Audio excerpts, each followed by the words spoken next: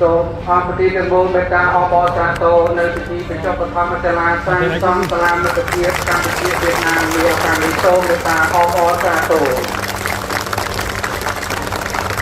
អរគុណទាំងមូលជាទីគោរពប្រកបទៅដោយកិត្តិយសដ៏គង់ពោះបំផុតបន្ទាប់អំពីពិធីធ្វើការបញ្ចុះបឋមសាលា